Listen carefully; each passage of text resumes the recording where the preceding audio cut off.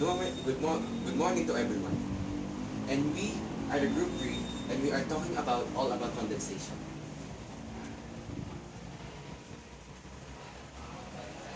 So first, what is condensation? Condensation is the change of water from its gaseous state, water vapor, into liquid water. Condensation typically occurs in the atmosphere when warm air rises, cools, and loses its capacity to hold the water vapor. As a result, excess water vapor condenses to form what we call as cloud droplets. Condensation is the change of the physical state of matter from the gas phase into the liquid phase, and is simplifying the reverse of evaporation. The reason why it really happens is all to do with temperature inside and outside of the amount of moisture air inside the property. And next one is all about condensation in the water cycle. We all know that water is the basic element of nature. It covers about 70% of Earth's surface. Condensation is a crucial to the water cycle, because it is responsible for the formation of clouds. Condensation is the opposite of evaporation, such as what I mentioned earlier. There are four main ways how water cycle works. The step one is known as evaporation. Evaporation, it is a process where water at the surface turns into water vapor. Water absorbs heat energy from the sun and turns into vapor. And second is known as condensation. As the water vaporizes into water vapor, it rises up in the atmosphere. At high altitudes, the water vapors change into very tiny particles of ice or water droplets, because the temperature at high altitude is low. This process is what we call as condensation. And the third step is known as sublimation. Sublimation also contributes to the water vapor in the air. It is a process where ice directly converts into water vapors without converting into liquid form or liquid state. This is a rather slower process than evaporation, because the main sources of water from the sublimation are the ice sheets of the North and South Pole and ice caps on the mountains. And next one is precipitation. The clouds condense water vapors, then pour down as precipitation due to the wind or temperature change. This mainly occurs because the water droplets combine to make bigger droplets. Also, when the air cannot hold any more water because of its heaviness, it precipitates due to the effects of gravity. At high altitudes, the temperature is low, and hence, the droplets lose their heat energy, and the water droplets fall down as a rain. And as you can see, this is how the water cycle works. This is what we call as water cycle model. First, it's evaporized. The next, condense, and it will precipitate and fall as a form of the rain or hail or snow, etc. And it will run off and gather into the groundwater and collect.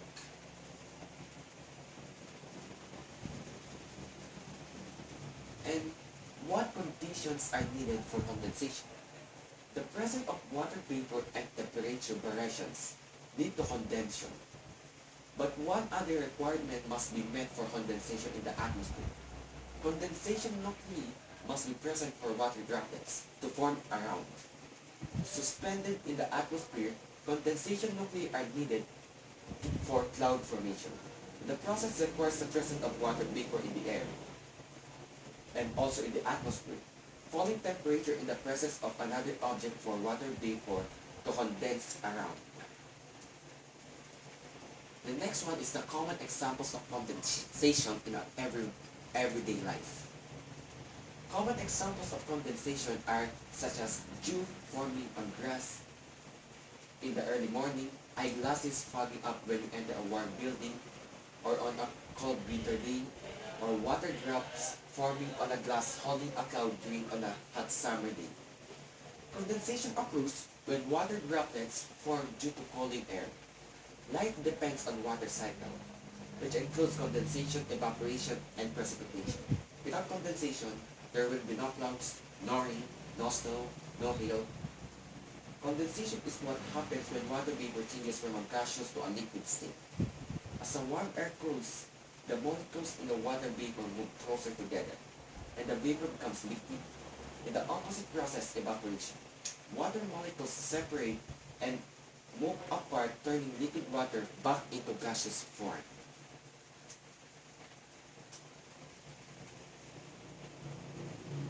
So what would happen if there were no condensation stage in our water cycle? Condensation is a stage where water vapor gathers together into clouds. And when the clouds become heavy enough with vapors, it releases and fall down as rain. So the first answer is that there will be no clouds. Of course. So without clouds, I foresee a few things happening, such as from clouds it come rain. With no clouds, there would be no rain. Clouds move moisture from lakes and oceans, and so vast stretches of land would become a desert. Clouds reflect sunlight and help cool the Earth's surface. With no clouds, the average temperature of the Earth would increase significantly, and the global warming also increase as well. And so, to summarize, what other aspect would happen is that first, there will be no clouds. Lack of clouds would mean there will be no rain, and the average temperature of Earth will increase, resulting in large areas of land becoming desert.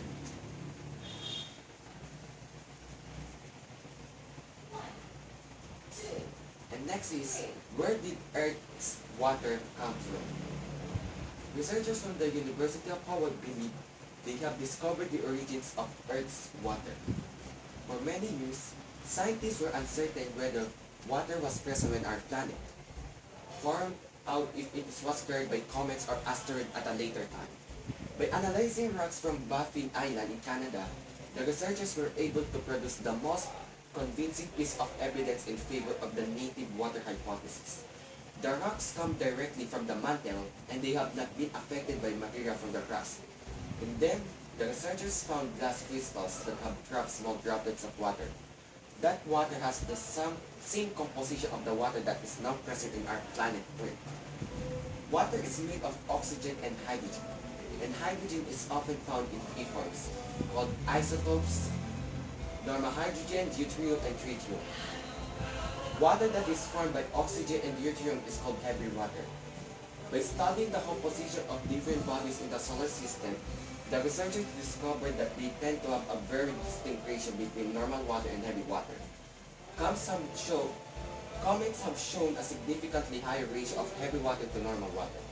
The researchers are not discounting the whole comet and asteroid theory for water, but say it is not the necessity to explain how we got our oceans.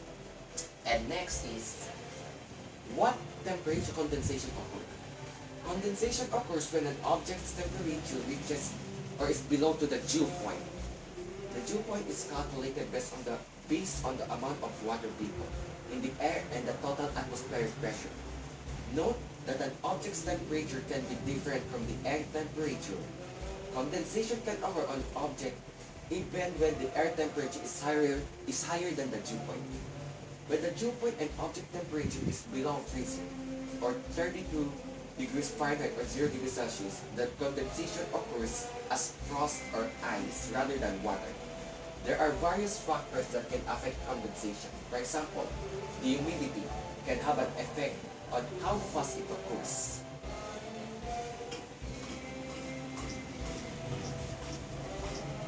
And next is the negative health effects of condensation. Indoors air quality in building is a major concern at the moment. If a home lacks airflow, it can lead to a build-up of harmful gases such as radon and toxins, and the negative effects of black mold and condensation. In order to remove these build-up of gases and the reduces the chances of mold and condensation, you have to create an airflow within a property that removes damp air and replaces it with fresh, clean air. In terms of the potential impacts on health, if you have mold in your property, you are more likely to suffer from respiratory problems in your life. And as you can see, this is how the airflow within the property or within the house looks like.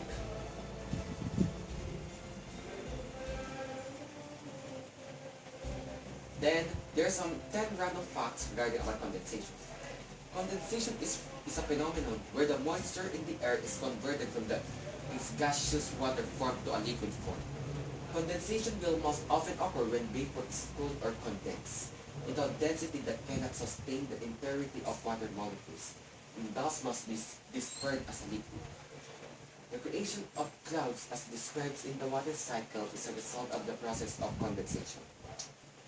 When the dew point air temperature, the temperature at which the water vapor will change into a liquid when it is cooled, surrounding an object is warmer than or equal than the object's temperature.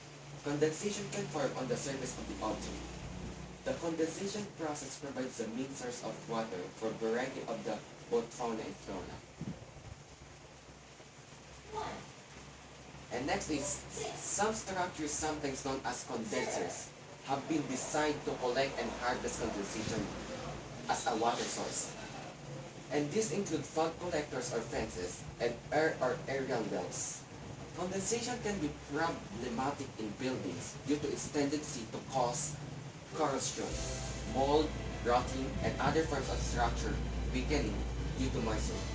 Warmer outside air temperature will typically decrease the amount of condensation, as generally more water vapor can be contained in water air. In buildings, air's movement through the use of fans, air conditioners, or open windows can decrease the amount of condensation in that building.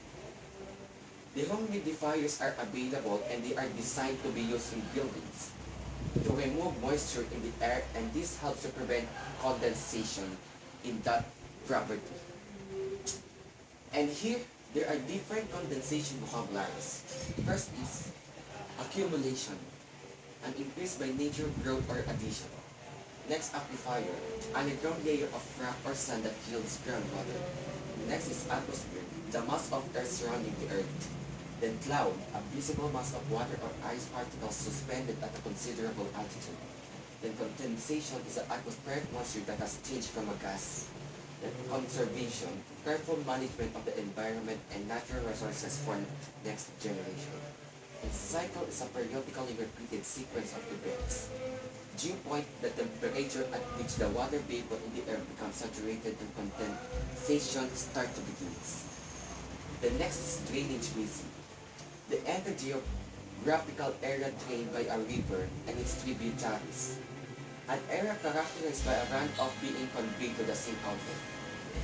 And next is estuarina, the wide part of the river what raised the sea.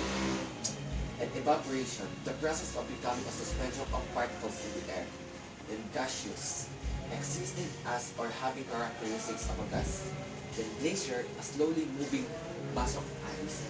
Then groundwater, underground water that is held in the soil and its previous rocks. And next is humidity. It is wetness in the atmosphere. Then infiltration, the slow passage of a liquid through a medium. Irrigation, the act of supplying dry land with water by artificial means. Ocean, a large body of water that is part of the hydrosphere. Percolation, the slow passage of a liquid through a filtering medium.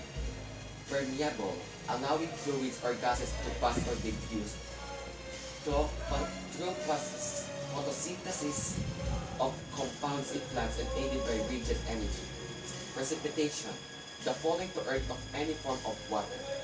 Rainfall, water falling in drops formed from vapor condensed in the atmosphere.